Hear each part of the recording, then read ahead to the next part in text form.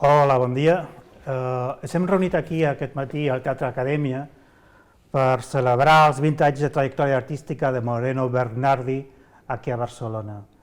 És una celebració que tindrà diverses potes, per dir-ho d'alguna manera. Per una banda, l'estrena del díptic La nit i Radio Nit aquí al Teatre Acadèmia mateix. També s'instal·larà una exposició fotogràfica titulada Instants de la nit a l'Spazio, a l'espai d'investigació artística interdisciplinar que dirigeix el Moreno Bernardi des del 2019.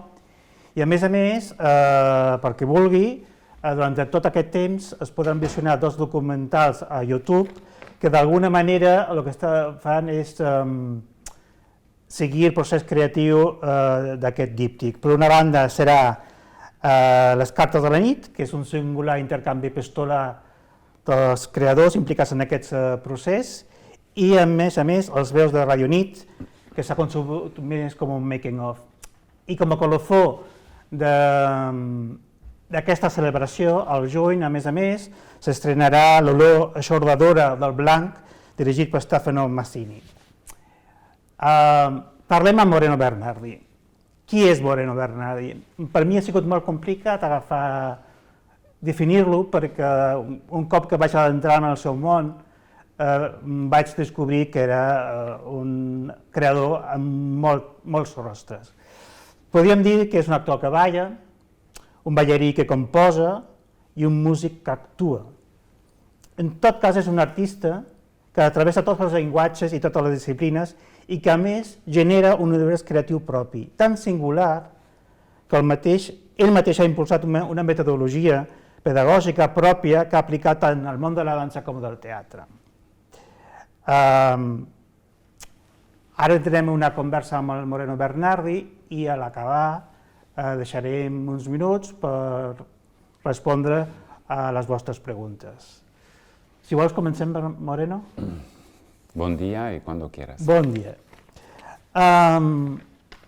Intentarem anar de lo macro a lo micro i la primera pregunta que volia fer-te és tu mateix has descrit la teva trajectòria fins a arribar avui dia en 4 fases creatives, artístiques. Vas començar molt a prop del món del teatre-dansa i de tot allò que té a veure amb l'expressionisme. I ara has tornat a aquest marc. Per què has tornat?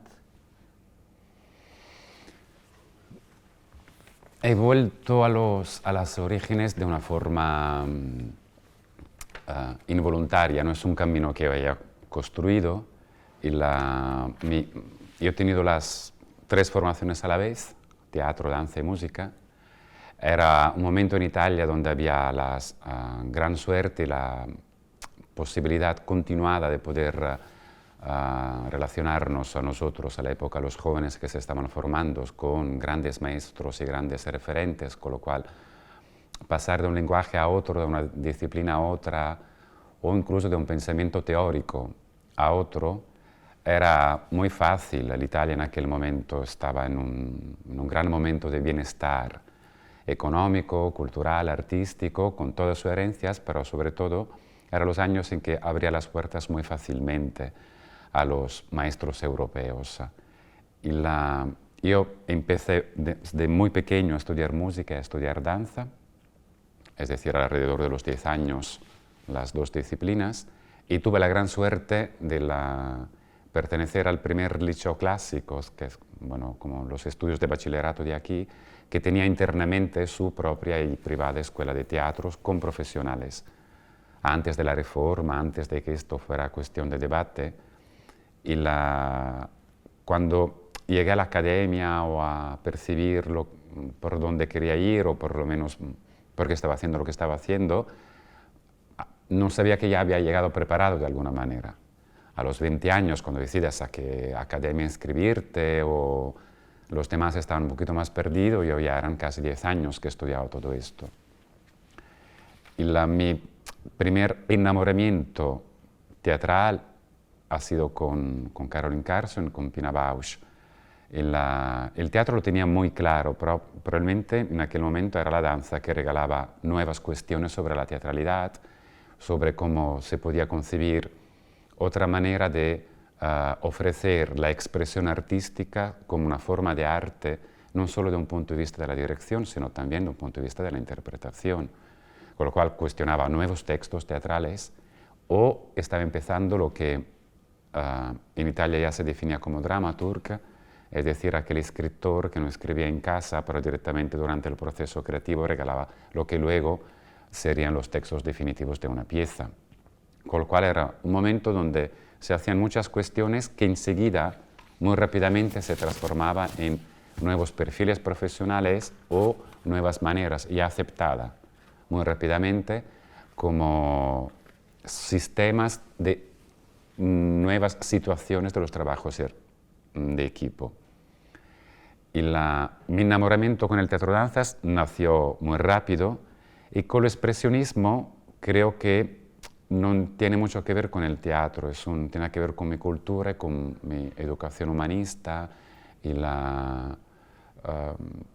5 años de griego y latín todos los días, bueno, te crea una mente un poco especial a los 20 años, es decir, era un veinteañero normal, casi normal, y que es decir, que quería divertirse, pero a la vez que ya se había acostumbrado a que no todo lo encontramos en los libros y la experiencia personal nunca es suficiente para entender lo que la cultura te ofrece como proyección de tu mente. Y el mundo expresionista, creo incluso por una cuestión filosófica, veía que en aquel momento me permitía no tomar decisiones.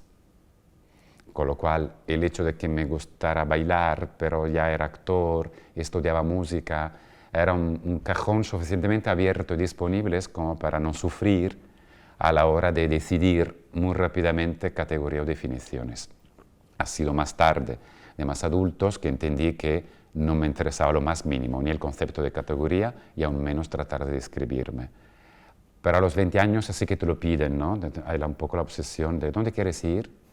Y yo no tenía la respuesta, y ahora como adulto yo a ningún joven le pregunto dónde quieres ir, porque es imposible que tenga la respuesta, y es mejor que no la tenga, que vaya haciendo mientras tanto. A un cierto momento, pero, yo nunca he fusionado los lenguajes y las disciplinas. Es decir, cuando hago teatro, cuando hago danza, cuando colaboro con un músico, me concentro en todos los conocimientos musicales que tengo, porque nunca he creído desde muy pronto en la fusión de las artes, de las disciplinas. Creo que cuando hay fusión, uno de los dos elementos que tratamos de fusionar pierde su identidad y gana uno. Con lo cual, o estamos en una situación de trabajo artístico donde podemos definir exactamente cuál es de los dos que está ganando, con lo cual definimos las estéticas que estamos construyendo, o sale un cóctel que no sabe muy bien a nada al final. Pero sí que creo en la convivencia de los lenguajes. Creo que el espacio escénico, por definición, es el espacio de la escena. Y dentro de la escena pueden ocurrir muchas cosas y algunas de ellas pueden tener su propio lenguaje. El arte de la dirección es encontrar un sistema coherente o compositivos que permita que los lenguajes no choquen entre sí, sino que ofrezcan una serie de ventanas coherentes para que el espectador empiece a construir su viaje y que cada uno vea lo que quiera o que según la sensibilidad que tiene pueda apoyarse más a un lenguaje o a otro, pero de que por sí la sinfonía sea armónicamente construida para que no haya ninguna lucha conceptual entre un lenguaje y el otro. Creyendo en la convivencia, también creo en el rigor de mantenerse firme de cómo se puede trabajar para que crezca cada disciplina según su identidad. Con lo cual, a un cierto momento veía que tenía que hacer una pausa. Y ha sido cuando he entrado en el lenguaje más abstracto del movimiento y quería encontrar lo que yo en la época definía la pureza del movimiento, es decir, su autonomía. El movimiento por sí solo es un fenómeno de expresión pero también es materia de escritura, sea en el mundo de las bellas artes, como en el mundo teatral, y en el mundo de cualquier otro tipo de lenguajes que tenga que ver con las situaciones del cuerpo. Como ya tenía una influencia muy, que no sé cómo ha ocurrido, pero muy clara en mí, que era mi amor para el Oriente, y ya veía que estaba concibiendo la escritura de la danza, la escritura coreográfica del movimiento como si fueran signos. Para mí bailar es pintar, son sinónimos, solo que lo que pinto es suficientemente efímero como para que no se quede ninguna tela.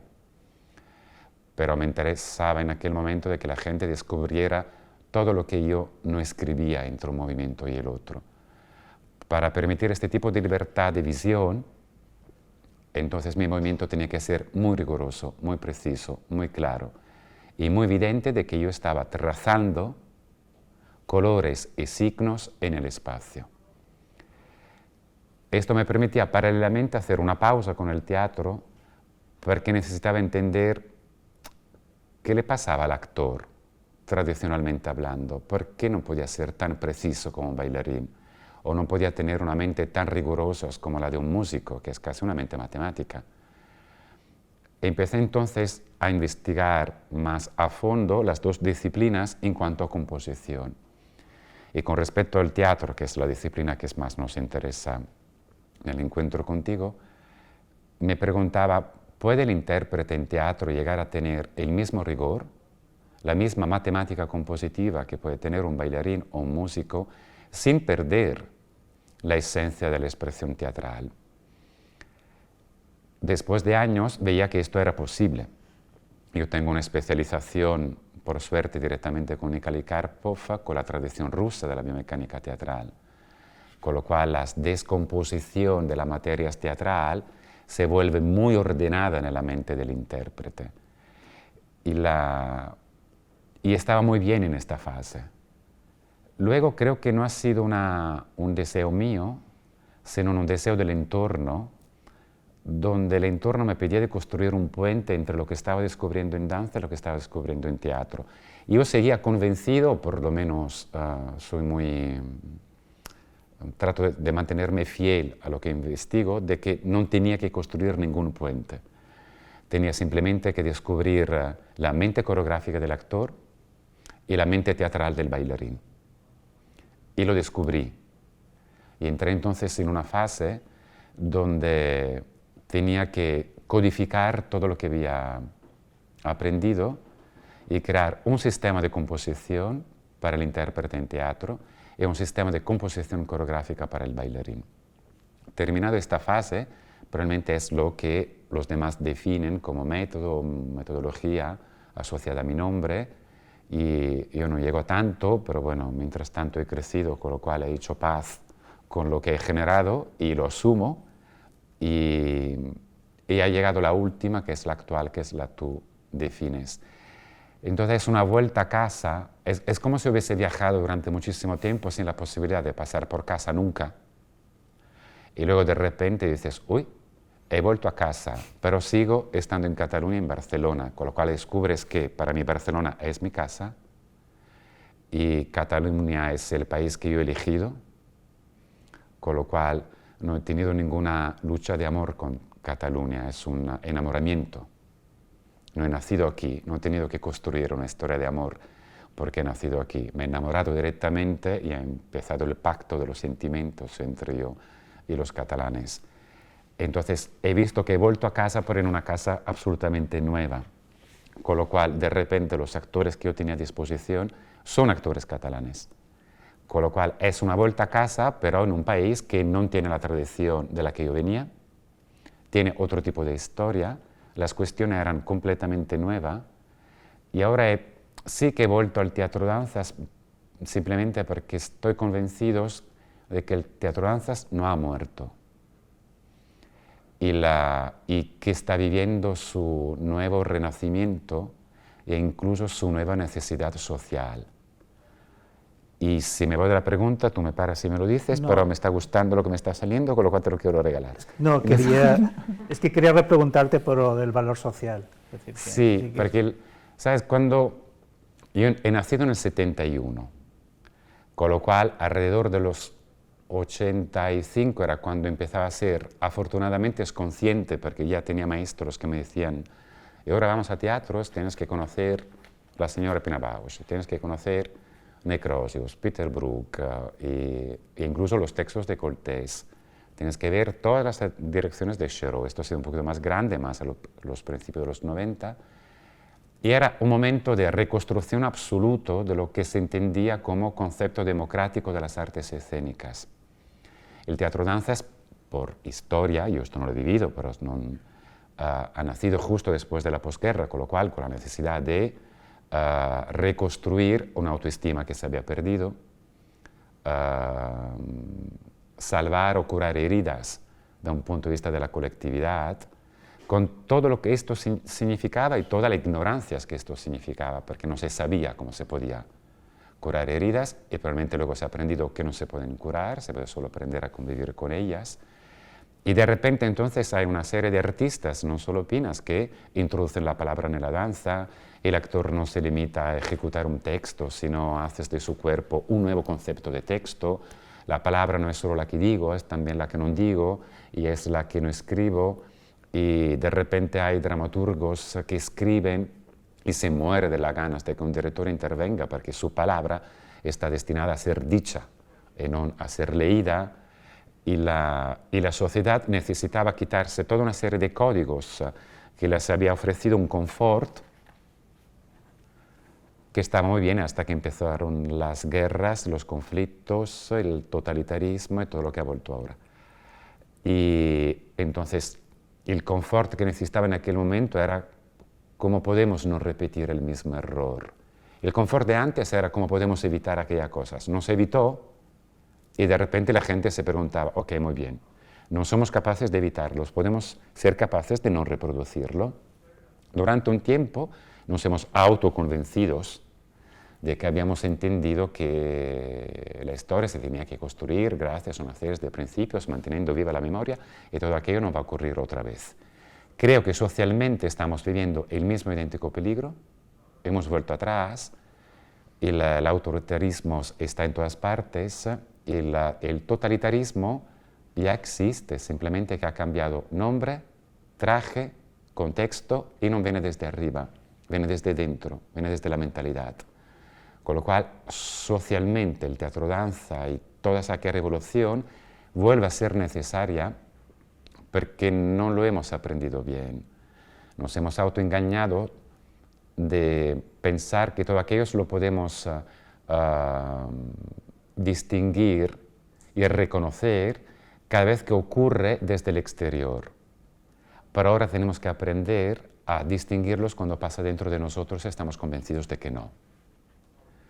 Y creo que he vuelto a casa involuntariamente porque soy un obsesivo de la actualidad. Tengo el terror de descubrir que me he aislado, me he distraído y a lo mejor no he sido o no soy hombre de mi tiempo. ¿Tú crees que el arte puede responder a estos momentos disruptivos? Después de la guerra, digamos que la cultura descubrió que la cultura no nos salva de todo, no nos salva del horror, porque la Alemania nazi provenía de una sociedad muy culta, muy preparada, y a pesar de eso protagonizó uno de los grandes horrores del siglo XX, ¿no? Yo creo que, ¿tú crees que estamos en un momento parecido, que la cultura se está planteando que ya no puede confiar en esos referentes del pasado, que se tiene que volver a implicar de alguna manera? Yo espero que sí. ¿En el cambio? Yo espero que sí. Es decir, el ser humano es cambio por definición. Nosotros no somos un punto fijo en el espacio. El tiempo pasa, con lo cual dentro de 2 horas yo ya no seré el Moreno que tú has conocido, ni tú serás el Juan Carlos que he conocido. Con lo cual, por definición, somos cambio. Y cada vez que decimos que tenemos que estar preparados al cambio, ya hacemos un error. Es como si dijésemos que tenemos que aprender a estar preparados a lo que somos. Con lo cual, si cambiamos continuamente, si esto lo asumimos, No tenemos otra opción que navegar entre errores y conquistas continuamente para poder tomar las decisiones más correctas o las que nosotros consideramos más idóneas. La cultura puede evitar de que el ser humano se olvide de su naturaleza, que es el cambio. Con lo cual la cultura es la representación más clara y evidentemente la más ruidosa de lo que es el cambio continuo dentro del alma del ser humano. Si puede o no puede evitar los horrores, probablemente no lo puede evitar, pero sí que tiene la obligación moral de evitar la destrucción de la autoestima y del equilibrio de la psicología colectiva. Cualquier fenómeno cultural que se olvida de su obligación moral se transforma en inútil y dañino.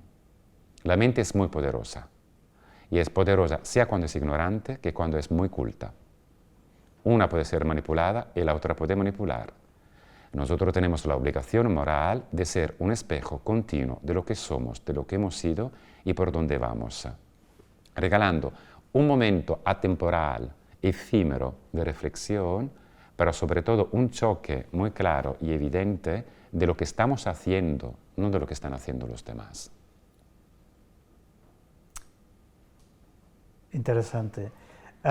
Volviendo un poco a tu trabajo, en este viaje de curiosidades que has tenido, creo que te has sentido especialmente atraído por la voz como instrumento. Y como, digamos que tu aprendizaje ha sido en varias disciplinas, teatro, danza, música, me gustaría saber ese instrumento cómo te interesa más, desde el punto de vista del teatro o desde el punto de vista de la música. Siempre que hay una diferencia entre las dos cosas. Yo no la veo la diferencia. Quiero decir, para mí hay música en todas partes. El cuerpo humano no puede evitar el ruido. No existe el silencio, ya lo han demostrado. En nuestro estado de cosas, la ausencia de sonido no existe. En el momento en el cual somos un fenómeno físico que inevitablemente choca con el suelo, con su mismo cuerpo, con su misma respiración, y es un conjunto, un sistema ruidoso, continuo, esto quiere decir que somos continuamente fenómeno musical. Cuando un ser humano escucha música, estamos frente a un fenómeno musical que escucha música. Es la relación más directa que tenemos con el lenguaje universal. Otras cosas que luego hayamos organizado esos ruidos, estos sonidos, y hemos creado la producción musical, la composición musical, lo que definimos canción, lo que definimos pieza, lo que definimos canto. Pero por definición nosotros somos fenómenos sonoros. Emitimos sonidos antes de aprender a hablar. Emitimos sonidos antes de aprender a caminar. Con lo cual, antes de aprender a gestionar nuestro cuerpo, ya estamos aprendiendo a gestionar todo lo que será nuestro futuro sistema vocal. Detrás hay también anécdotas, porque luego lo que aprendemos también depende de cómo somos. Entonces, la anécdota cuenta que yo he nacido con esta voz que tengo ahora y no he tenido la voz blanca.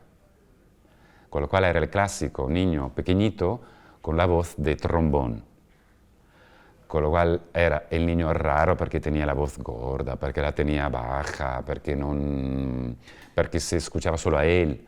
Con lo cual yo tenía el complejo en el cole que todo el mundo hablaba entre ellos con voz bajita, mientras la maestra enseñaba las cosas. En cuanto yo decía, Juan Carlos, pásame el lápiz, había una voz que era Moreno, calla, porque había esta vibración continua durante toda la mañana. Con lo cual yo he vivido con el complejo de la voz, hasta los 20 años, que no podía hablar, que no era una voz aceptada, que tenía un cuerpo demasiado pequeño con respecto a mis sonidos, que por tener esta voz tenía que ser más grande, más alto, más cuerpo, más dorso y todo esto.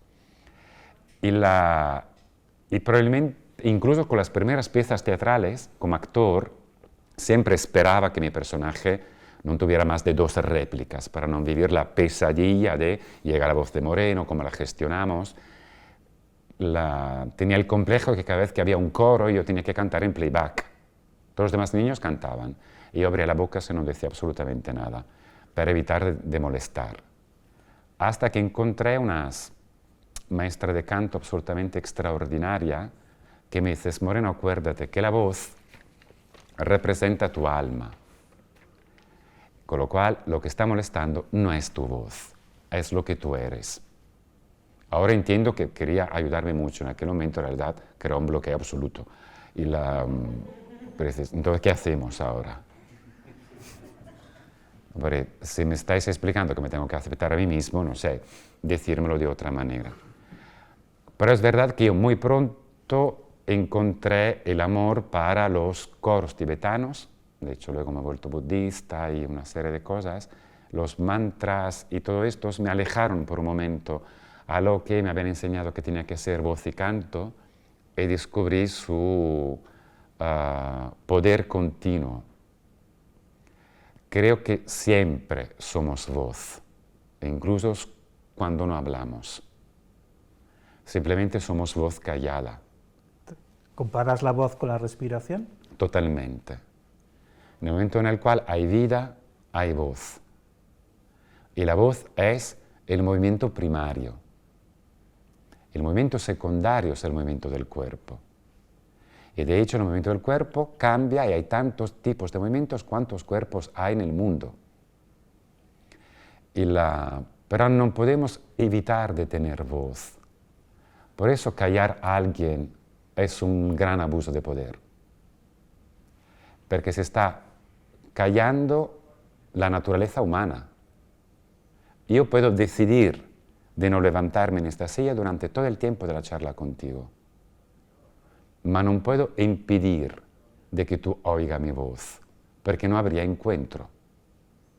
El encuentro existe en el momento en el cual se emite un sonido. En algunos casos es voz, en otro caso es palabra, en otro caso es una nota, en otro caso es un ruido. Con lo cual creo que hay expresión sonora, expresión vocal en todas las artes escénicas. Si viene más de la música o del teatro, creo que probablemente viene de la vida. La cuestión es que para mí la vida es una música continua y el teatro es el mejor sitio donde yo pueda manifestar mi necesidad de amor.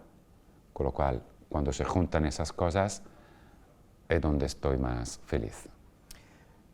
Antes me has mencionado como uno de los referentes personales a la coreógrafa Caroline Carson, pero yo creo que no es el único referente que tienes, ¿no? No. Grandes artistas que te han dejado alguna huella, como Peter Brook o Pina Bausch. Antes has hablado de tu primer impacto con el teatro de danza. Háblame un poco de ellos, ¿qué significan para ti? O sea, ¿qué te han enseñado y cómo te han acompañado en toda esta trayectoria artística tuya? Caroline, bueno, es probablemente mi mami artística. Es decir, que si yo tuviera de repente que bailar y volver a tener Caroline en el público, tendría 8 años en mi mente. Y tener este sentimiento es algo que me gusta muchísimo. Tengo un respeto para la palabra maestro muy alto. Y los maestros son maestros toda la vida. Y tienes que escucharles toda la vida, porque mientras tanto ellos también han crecido y te pueden ofrecer cosas que aún tú no estás preparado a entender, pero si tienes suerte, un día te encontrarás con esas cosas. Caroline me ha enseñado,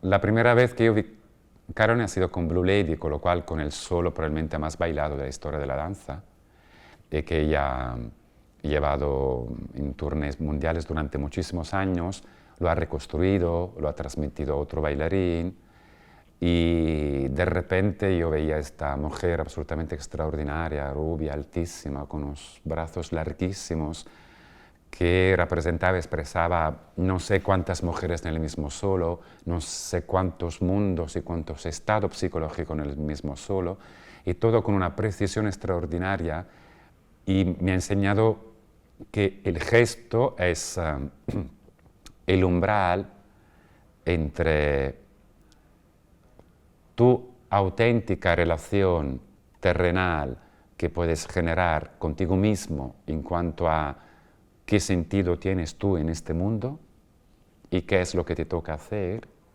y tu relación más espiritual con aquella materia a la que perteneces, que es una materia muy amplia, muy grande, y que en cierto momento, por cuestiones universales, tiene esta mano, esos dedos, este cuerpo, esas piernas, pero tú eres aquella materia.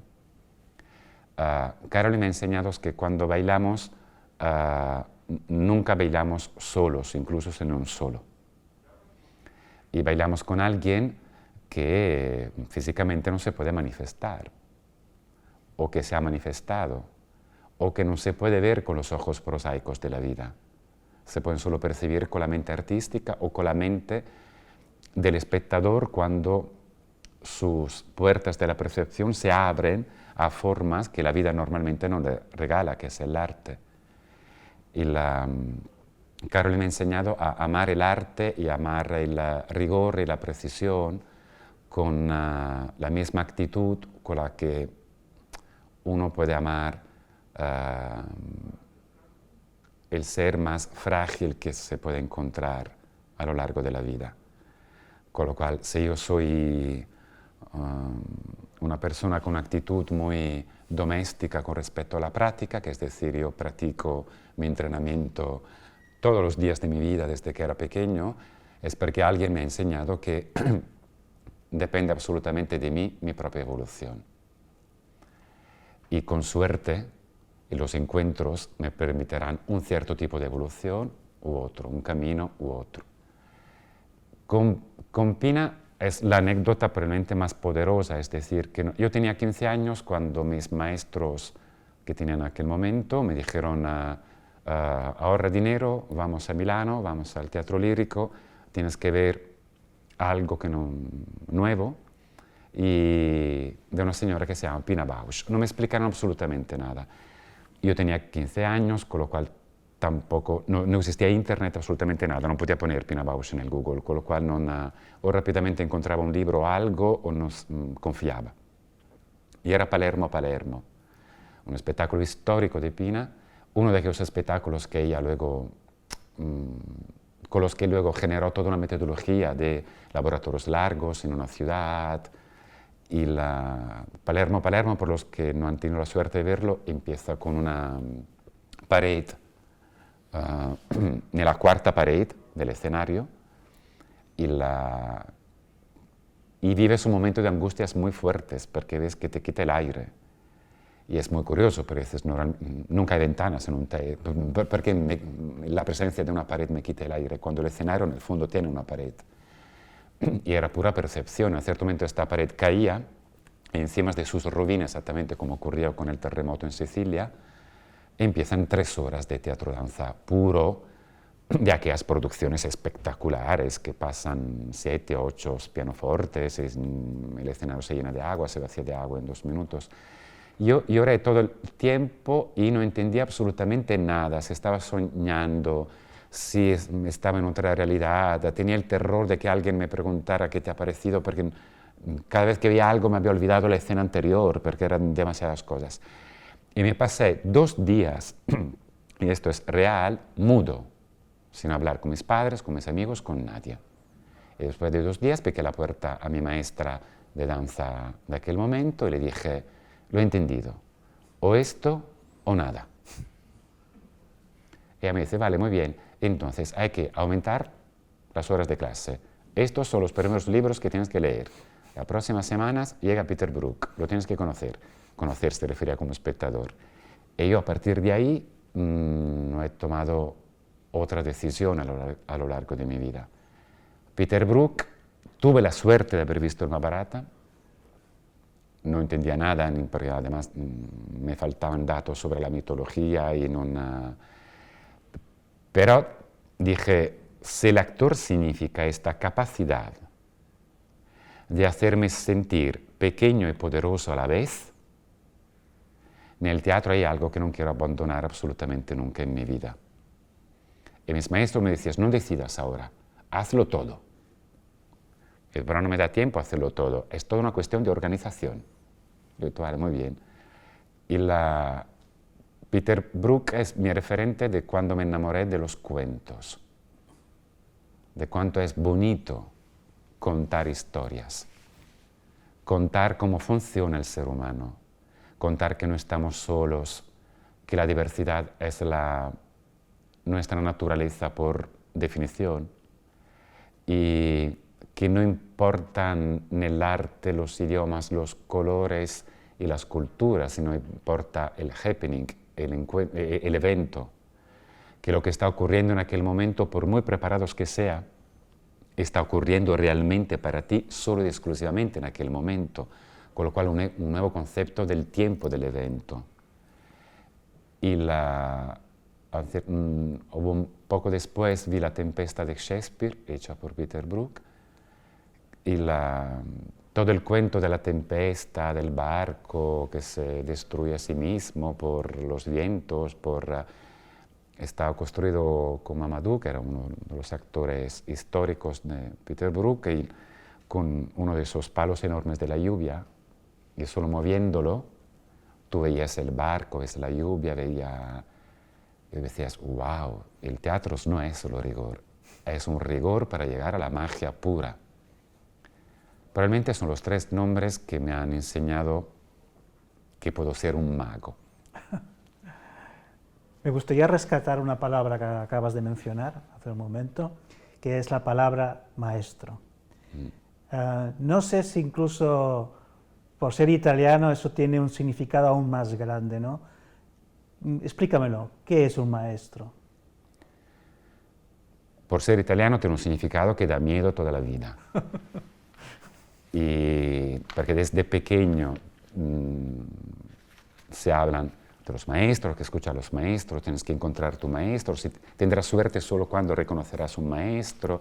Te pregunta cómo se reconoce un maestro, si tiene el cartelito de maestro. Y el maestro no es solo una persona.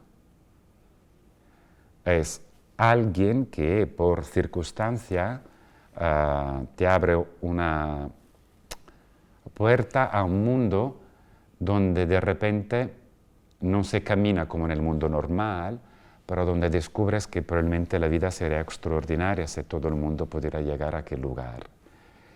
Y tú asumes que has tenido la suerte de haber llegado, otros no, con lo cual a partir de ahí tienes la responsabilidad de mantener abierta aquella puerta.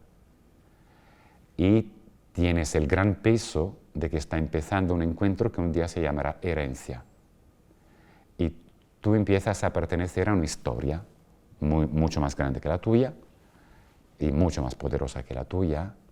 Y empiezas, no lo sabes, pero empiezas a construir tu memoria y descubrir a un cierto momento que gracias a este encuentro los maestros te han permitido descubrir a qué historia tú perteneces, te regala serenidad, un mínimo de autoestima y ya no buscas la respuesta, simplemente empiezas a buscar las preguntas correctas.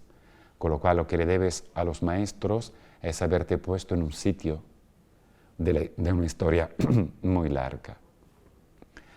Y lo que yo no tenía previsto era que en cierto momento los demás utilizaran esos términos conmigo. No lo tenía previsto y tampoco lo deseaba. Yo era muy joven cuando empezaron a llamarme maestros, con lo cual me asusté mucho y dije, empezaron a llamarme maestros y esto creó la primera tesis universitaria sobre lo que ellos definían, mi método, mi metodología. Digo los que definían porque tenía 30 años, con lo cual no sabía exactamente lo que yo estaba haciendo. Ellos lo veían como interesante y yo estaba experimentando cosas. Tenía el terror de creérmelo. Tenía el terror de creerme que yo era un maestro. Y que entonces dejaba de tener 30 años. no me sentía seguro, tenía ganas de equivocarme mucho y me asusté muchísimo, con lo cual bloqueé cualquier estudio sobre mí, porque tienes que dar el permiso hasta una tesis universitaria. Esto es una pasada, pues decir no, yo aún no estoy preparado para eso. Insistieron mucho y les estoy muy agradecidos a todas aquellas personas que en cierto momento vieron algo que yo no veía y que me estudiaban, estaban a mi lado, me seguían, escribían y me devolvían como yo era de una forma muy respetuosa. Vi que algo que a mí me salía natural era motivo de estudios para otros.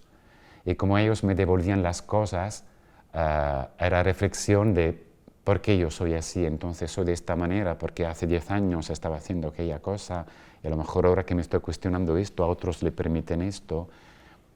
Me costó bastante tiempo asumirlo y ahora no me encuentro cómodo por cultura, es decir, le tengo mucho respeto a esos términos, pero he asumido que si alguien me ve como maestro, pues mira, lo siento para él, es esta pequeña cosa que está aquí sentado, haber elegido a otros, pero he entendido que tú no eres maestro para alguien, son los demás que te ven así y tienes que respirar, relajarte y si has hecho de todo para ser quien eres, también asumes que los demás pueden verte también de esta manera.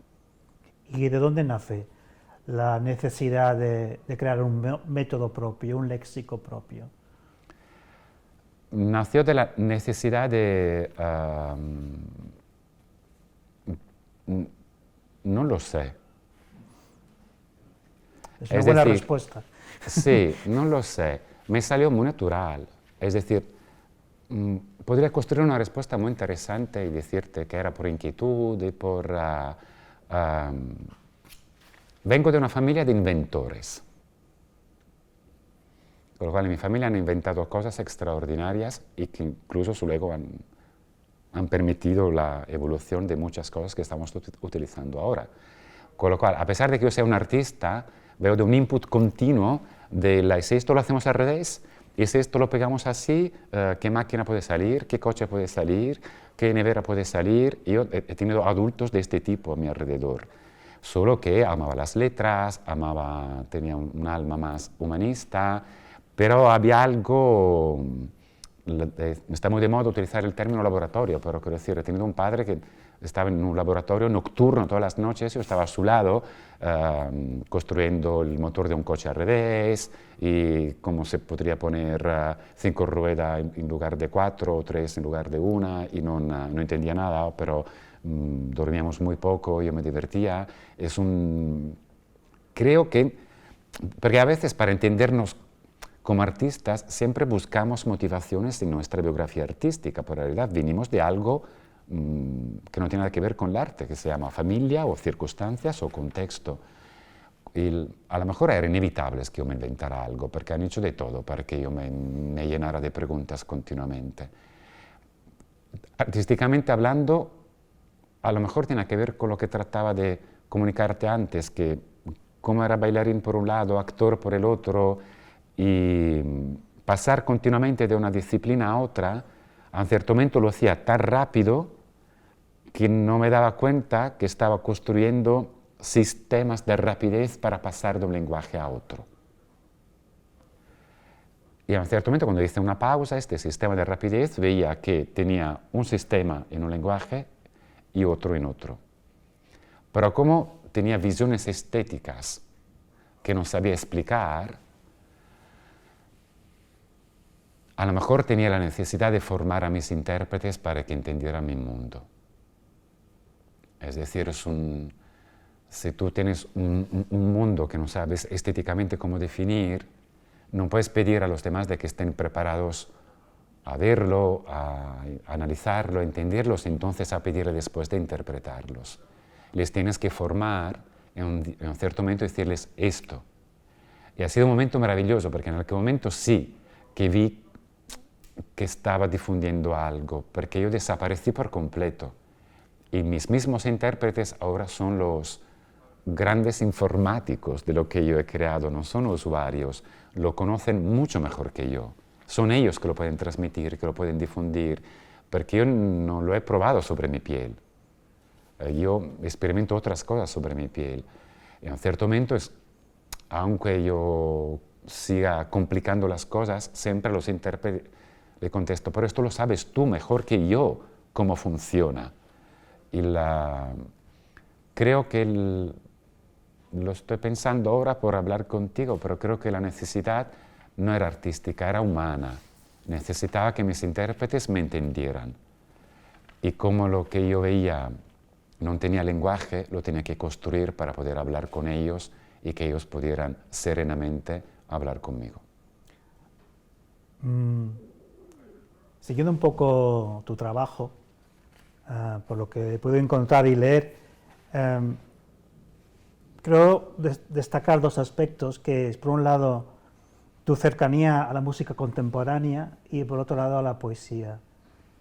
Son dos vehículos que te permiten mayor libertad a la hora de crear tu trabajo.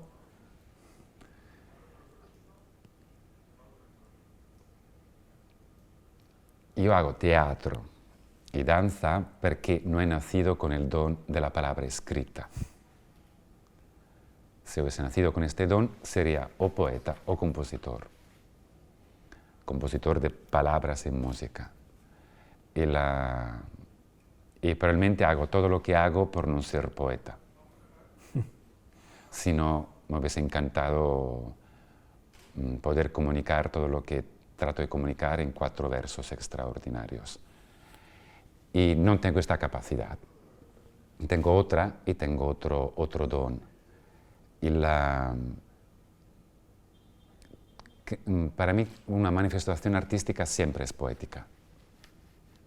Y si no hay poesía, me cuesta mucho reconocerla como manifestación artística. La poesía nos aleja por un momento al fenómeno prosaico, a la cotidianidad, y es compleja, con lo cual obliga al espectador o al lector, o quien escucha, a utilizar lo mejor de sí mismo en cuanto a inteligencia y a perceptor, en cuanto a lector, para descubrir un misterio que aparentemente se encierra en una fórmula que normalmente son versos o palabras depende del lenguaje. Y la poesía para mí es exactamente esto, es como encontrar una fórmula egipcia o una fórmula de una civilización antigua que aún no se ha descodificado y tenemos que hacer el trabajo para entender qué hay detrás de esta fórmula. Y en cuanto hacemos este pequeño esfuerzo, descubrimos que detrás hay un mundo inmenso que empieza a emocionarnos, a regalarnos sentimientos, vidas, sensaciones extraordinarios. Y la actitud poética del arte permite regalar la posibilidad de acercarnos al espectador en el momento en el cual le regalamos la llave para que él mismo descubra su percepción poética de la vida, la visión poética que él tiene del mundo y de sí mismo en el mundo, a través de lo que le proponemos. Con lo cual, la poesía y la música contemporánea llegó por cultura y por estudios y por formación, no me regalan más libertad, al revés. Yo estoy convencido que cuanto más limitaciones, cuantos más cuestiones problemáticas y cuantos más difícil es la situación, más libre será mi creatividad y mi fantasía. Con lo cual la poesía y la música contemporánea me complican muchísimo las cosas. Y yo entonces me siento libre de empezar el viaje. Si me regalaran simplemente libertad, no me movería de donde estoy. No le veo ningún tipo de atracción. Necesito algo que yo no entiendo para empezar a sentirme libre. ¿Y esta actitud poética del arte se expresa en tu caso, sobre todo en el solo, más que en otro tipo de manifestaciones coreográficas? El solo es un gran tema, que es decir, ¿por qué yo he hecho tantos solos perché ora echo de menos un nuevo solo y porque paso tantas horas y tantos años con los demás y luego al final llega un momento en que digo, uff, cierro las puertas, tengo que estar solo unos meses. Y a veces, en algunos casos, y por algunos solos, han sido también 2 o 3 años. Y es que en el solo no puedes mentir nunca. Con lo cual en el solo sale lo peor de ti. Y es solo tratando de ponerle un poquito de nobleza o un poquito de dignidad a la peor parte de ti que puedes enfrentarte a lo que un día llamarás madurez. Mientras estás todo el tiempo con los demás, a veces corres el riesgo de alejarte de ti mismos porque los demás te necesitan y te olvidas que tienes algo pendiente que trabajar sobre ti mismo. Y el solo te lo hace ver, es ahí. Con lo cual me vuelvo el autor de mí mismo, descubriendo que mi cuerpo cambia, que mi cuerpo ha cambiado, que tengo otra edad, que tengo otra visión del mundo, que mi voz, cuando comunica las cosas, tiene otro color, que el mundo mientras tanto ha cambiado. Es cuando te obligas a sentirte solo. Y yo esto lo encuentro muy sano. Y la cuestión, Juan Carlos, es que yo solo estaría muy bien. No tenía ninguna necesidad de estar con los demás. Yo cuando bailo soy un ser feliz. Y cuando leo en voz alta la Divina Commedia de Alighieri, aún me emociono. Y descubro que detrás de aquello hay un genio. Y que el ser humano puede ser algo absolutamente poderoso.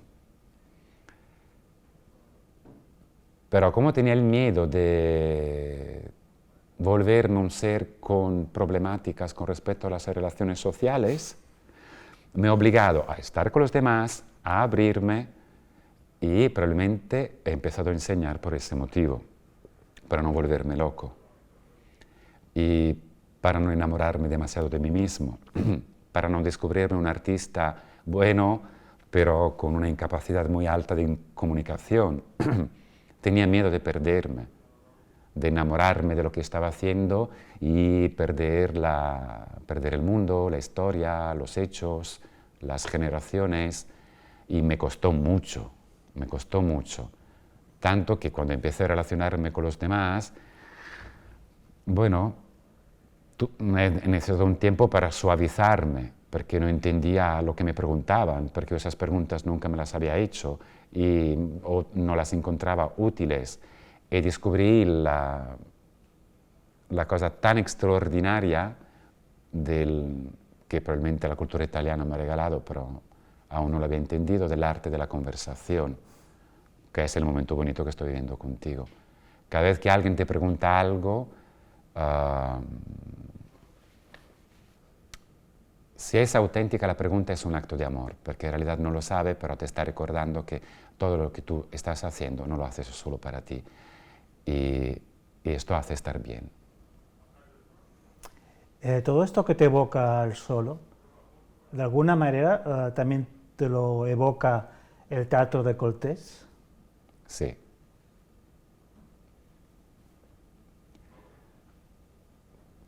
Coltés ha sido uno de los autores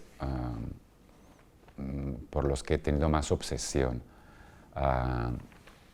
Cuando yo tenía 20 años, en Italia ha habido un momento muy grande sobre Coltés. L'Italia le regalaba posibilidades y casi todos los teatros hacían un Coltés. Y veía que muchos directores a los 30, a los 40 años tenían como el desafío de enfrentarse a un Coltés, ¿no? Así como el director siempre tendré mi Hamlet, de repente ahora tendré mi Coltés, y a los 20 años siempre decías, a ver si logro ser un director de escena y yo también tendré mi Coltés. Y era además la época donde hablar de la homosexualidad, de las convivencias, de la diversidad, se empezaba a ver como políticamente correcto, pero aún no estamos preparados del todo, con lo cual tenía una provocación social muy potente, muy fuerte. Y empezabas a conocer el teatro francés, con lo cual veía también las puestas en escenas de Cherot y me regalabas otros lenguajes, pero la soledad que cuenta continuamente Coltés en sus textos hace daño. No es una soledad mística, no es una soledad que tú puedes definir como una etapa necesaria para poder evolucionar. Y muchos de sus textos es una soledad que, por favor, podremos evitarla, porque no, es realmente necesario sentirse tan solo y hacer sentir a los demás tan solos tanto y tantas veces para que nosotros estemos bien con nosotros mismos. ¿Dónde está el error continuo?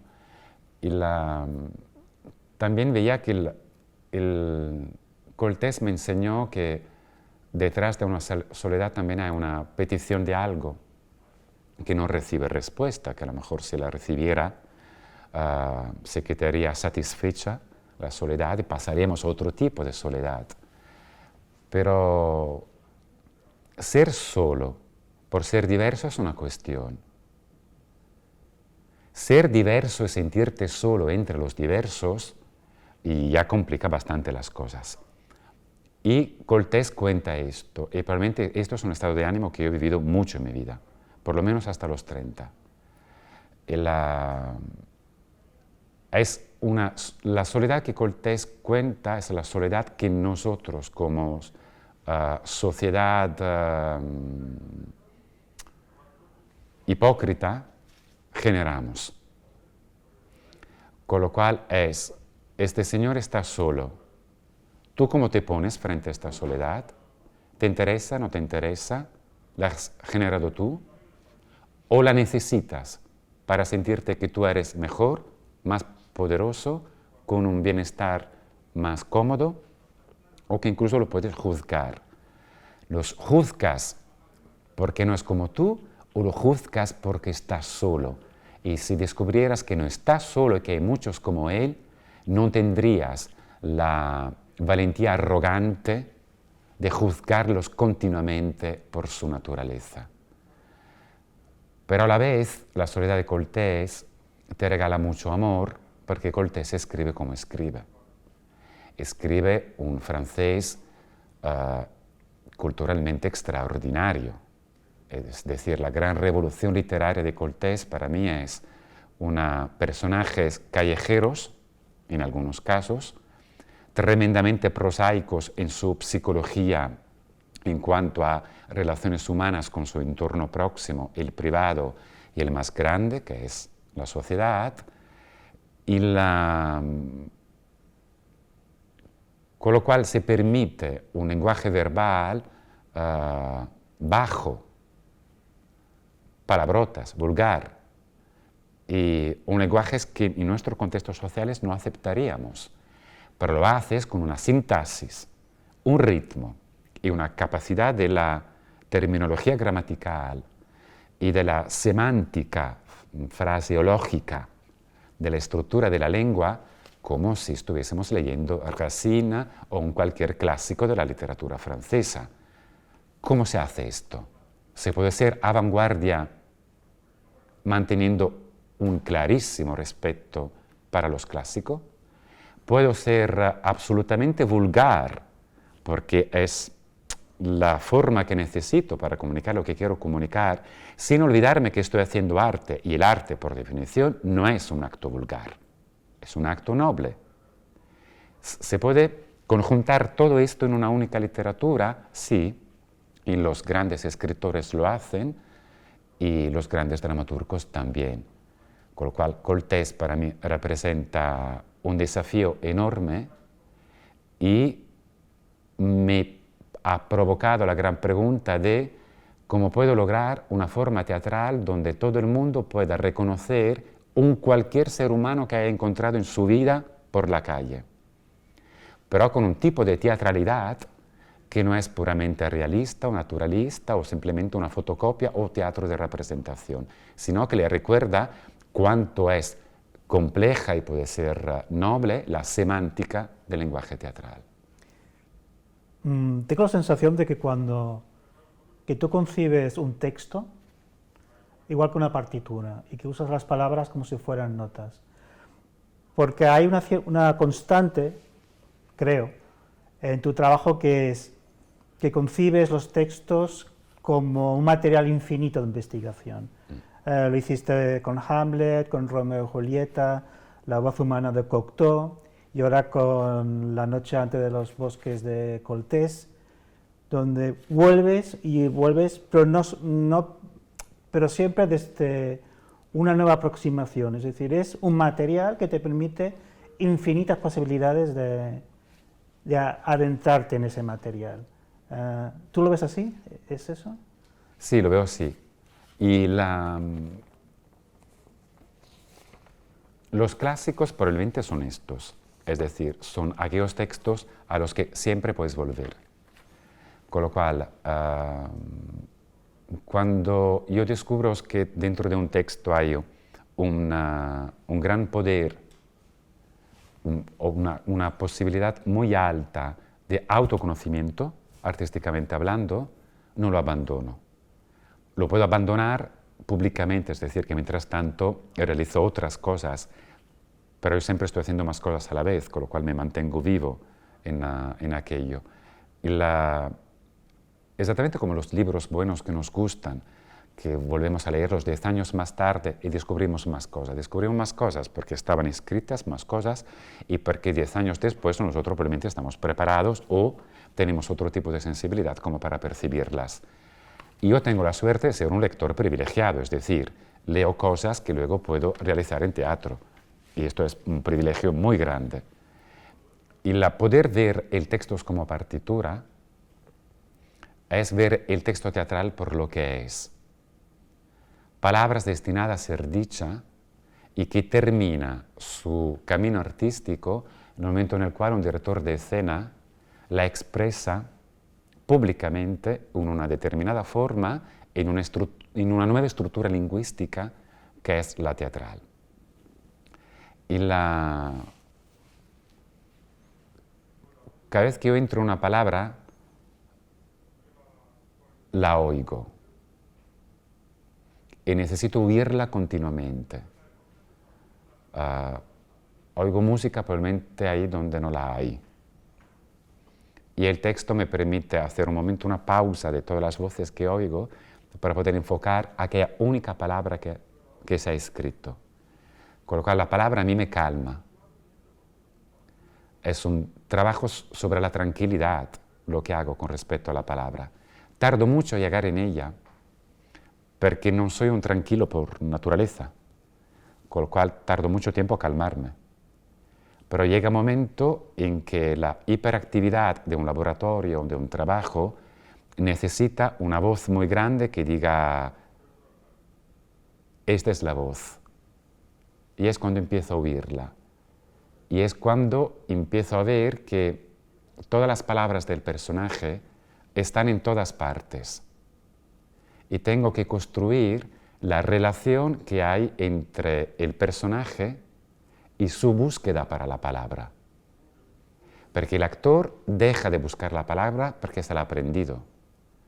Pero su manifestación artística, que es el personaje, no se ha aprendido aquella palabra, es su palabra.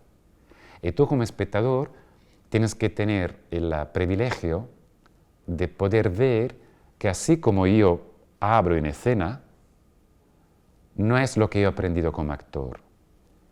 Es como hablo como personaje, con lo cual la manifestación artística que yo te estoy ofreciendo tiene aquella voz y no otra, y tiene aquella palabra y no otra. No puedes elegir otra palabra. Ahora yo estoy improvisando palabras para contestarte. A un cierto momento alguien la escribe y otros podrían interpretar esta conversación que hemos escrito. El actor tiene que llegar a un cierto momento en que lo que ofrece a los demás es como si estuviera improvisando su lenguaje verbal. ¿Y cómo improvisa su lenguaje verbal si no es a través de la música? Porque es solo la música que te pone en la situación de olvidarte que todo aquello ha sido trabajado y que alguien está tocando por la primera vez y solo y exclusivamente para ti. Cada vez que yo vuelvo a un texto, vuelvo a mí mismo. Mientras tanto, ha pasado años, con lo cual veo a mí mismo de otra forma. Se ha ido bien, he crecido bien. Se ha ido mal, he crecido mal. Pero inevitablemente vuelvo a mí mismo. Y es el poder de las palabras que me permite volver a aquello. Una palabra organizada, poética, muy bien pensada y que no puedo tocar. La puedo desordenar. Puedo cambiarle el orden, puedo cambiarle el acento, puedo cambiarle el timbre, el volumen, y cada vez que hago todos esos cambios, cambio su psicología, su estado de ánimo y lo que quiero contar al mundo. Mas no la puedo sustituir con otra. Y esta imposibilidad de sustitución permite a mi relación con la palabra una vida transformadora, continua, con respecto a lo que la misma palabra me puede regalar. Y en el caso concreto del díptico que veremos aquí en el Teatro Academia, díptico que en realidad tenía que haber sido un tríptico, ¿no? Sí. Creo que hay un proyecto pendiente que era Need Play. ¿Qué quedaba por explicar después de haber hecho la NIT para meterte en Radio NIT? El tríptico ya no tendrá lugar, será un díptico. Hemos terminado, de momento. Y el NIT Play ahora es dentro de Radio NIT. ¿Qué quedaba? ¿Qué quedaba?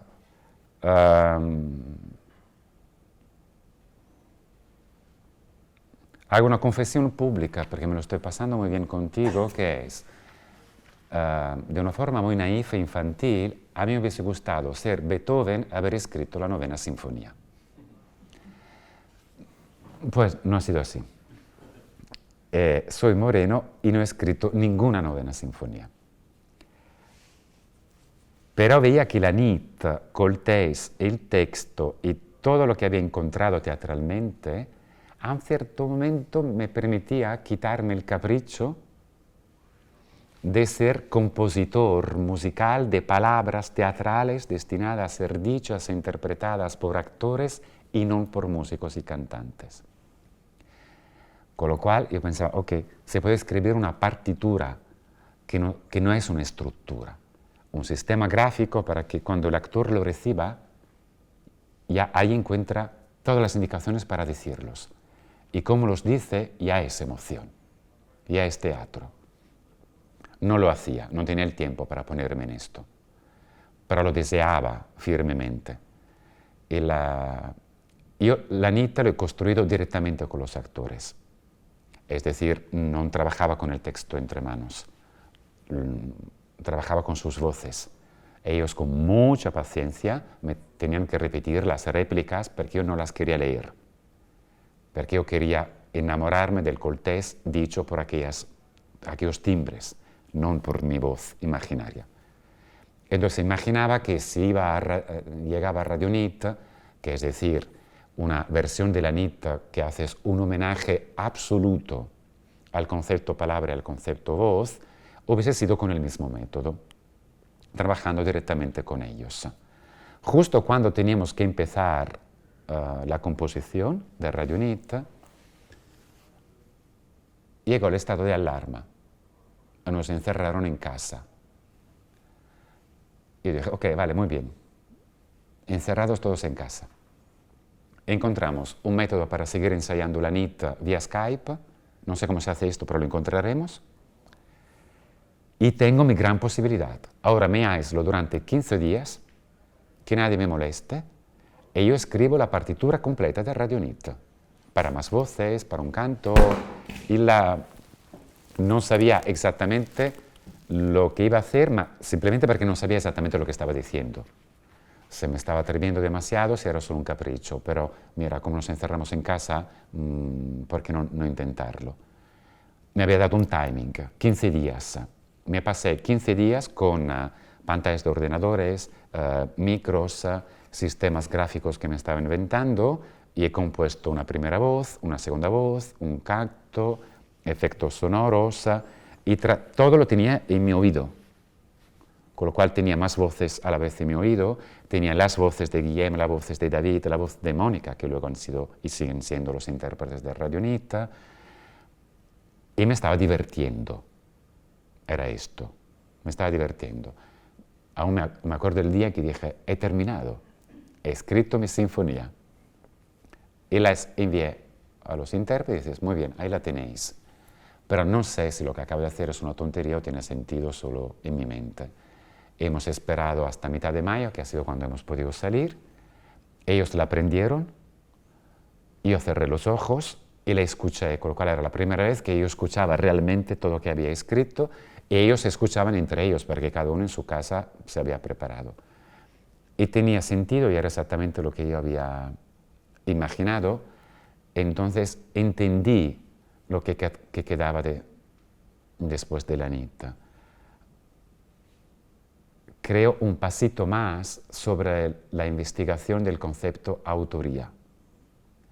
El director como dramaturgo, el director como autor del fenómeno teatral, que respeta tanto la palabra de otros, que le da otro espacio, otra forma, y se transforma en escritor, donde su forma de escritura son los cuerpos y las voces de los intérpretes. Y la quedaba aún más para descubrir cuánto es grande el fenómeno del actor.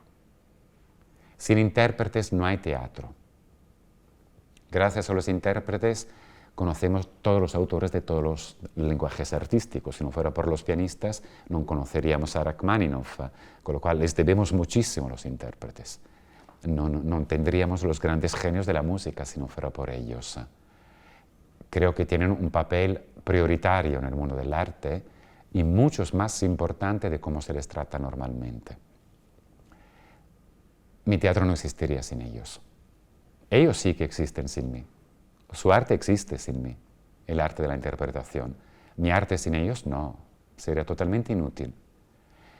Con lo cual quería investigar un sistema donde yo pudiera desaparecer mientras ellos me estudian y mientras me encuentran sin la necesidad de que yo les explique lo que quiero decir, lo que quiero comunicar, porque está todo escrito en la partitura, exactamente como ocurre con un compositor. Lo entendí en aquel momento que yo estaba tratando de descubrir esto. Lo que no estaba previsto era cuánto se transformara Radio Nit, con lo cual Radio Nit, a diferencia de la Nit, aparentemente vemos, la Nit es una pieza teatral y el Radio Nit tiene una estructura de conciertos con los intérpretes que tienen delante su atril, que es la partitura, y la cantante tiene su atril, que es toda la parte del canto, y yo como director de orquesta les dirigo. Hasta aquí puede ya ser novedosos, pero en otras ocasiones, como Radio Hamlet o la Altra Voce, ya lo he experimentado esto. Pero en el caso de Radio Nit, a un cierto momento, claro, después de 9 años, veíamos que yo mientras estaba dirigiendo empezaba a interpretar el personaje como actor.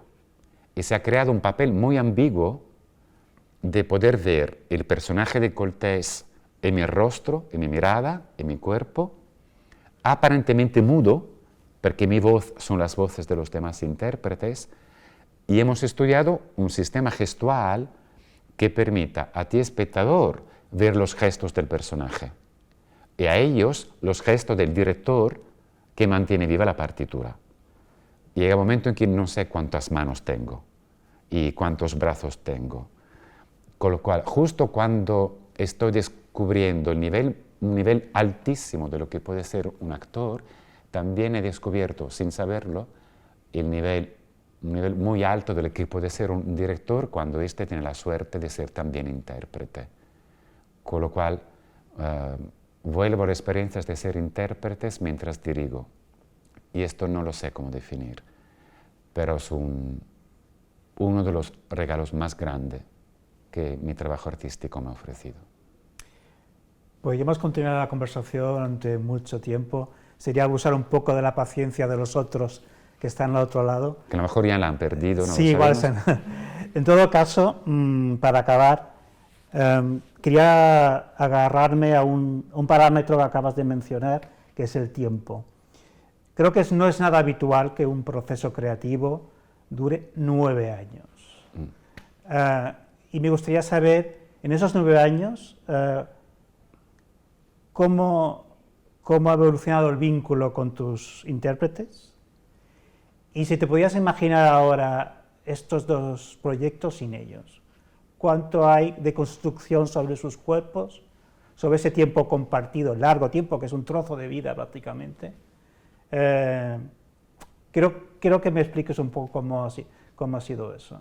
Es decir, ¿qué significa para ti estar en constante proceso creativo durante un periodo tan largo de tiempo, ¿no? ¿Cómo habéis cambiado?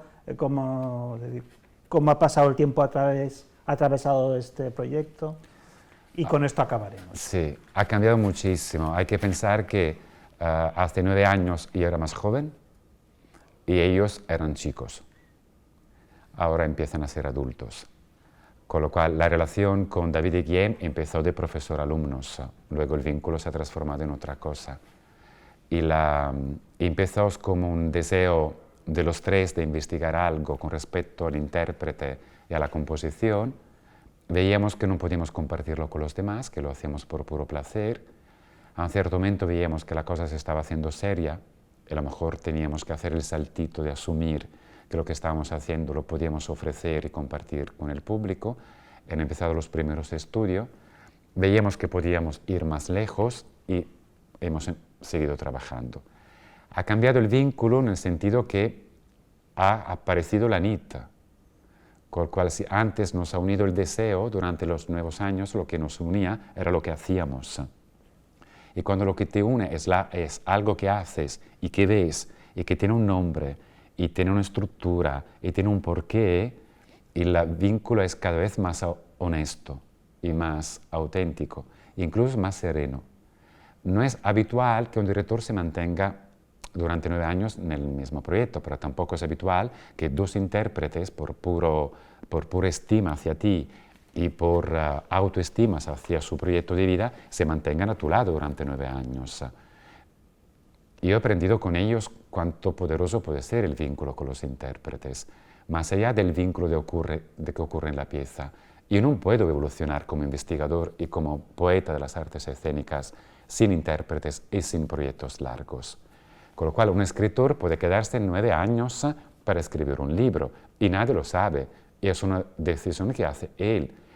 Mis libros son los intérpretes, les necesito a ellos, con lo cual el concepto del tiempo largo es que no llegaría a los resultados tan abiertos a los que llego si no fuera por el tiempo que me regalo o que me permito.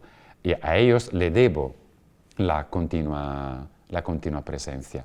El vínculo ha cambiado radicalmente. Ahora yo soy más adulto, ellos también, y ahora son más evidentes las elecciones personales e individuales de por qué seguimos, mientras que antes necesitamos al otro para no sentirnos solos, aislados y abandonados.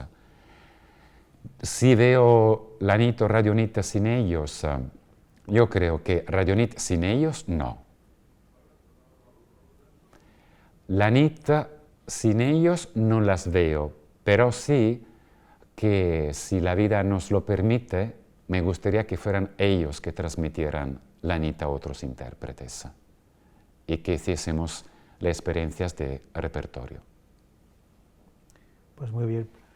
Muchas gracias, Moreno. A ti, Juan Carlos.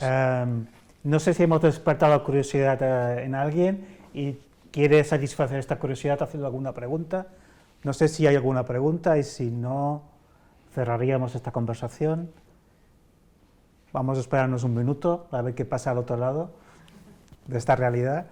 ¿Aprovechamos para contar algo más o nos inventamos lo que sea mientras que llegan las preguntas? Bueno, sí, vale. Pues no, porque preguntas las hay, es decir que... Preguntas las hay, pero entonces no, yo aprovecho solo para recordar que los documentales, las cartas de la NIT y las voces de Radio NIT, Están disponibles, son visibles en el canal de YouTube de Lo Spazio hasta el 28 de febrero. Que coincide con las funciones aquí en el Coinciden con el calendario de programación. Perfecto. Y los dejamos disponibles hasta el 28 porque han sido un trabajo tan complejo y largo y tan bonito que luego decidiremos lo que haremos con ellos. Pues hay una pregunta. Okay. Primera pregunta. Què veuran els espectadors que vinguin a veure la nit i Radio Nit? Què veran? Ya lo sé. Y verán, es mejor venir para descubrirlo. Es lo más fácil. No lo sé lo que verán, porque yo he construido lo que he construido. Los espectadores verán lo que quieran. Nella NIT verán un espectáculo y una pieza fuerte, dura, intensa, violenta, con un pasaje continuo entre el abandono y la soledad de alguien que desgraciadamente no ha encontrado su lugar en la sociedad y con las fuerzas que tiene de poder creer en un colectivo político nuevo y haciendo crítica de cómo nos comportamos frente a nuestras irresponsabilidades sociales. En Radio NIT yo creo algo nuevo que espero vivamente que la gente quiera descubrir. Solo comentarte que la pregunta nos ha llegado de Cataluña Radio. No sé si hay alguna otra. No. Pues nada, esa era la pregunta y si te parece lo dejamos aquí. Te agradezco muchísimo de haber compartido este tiempo con todos nosotros. Y yo te lo agradezco personalmente por tu atención, respeto y tu inteligencia tan delicada para tratar de acercarte a mi mundo. Bueno, esta parte la cortaremos. No, no la cortaremos. Pues muchas gracias. A ti, Juan Te Carlos. lo agradezco muchísimo.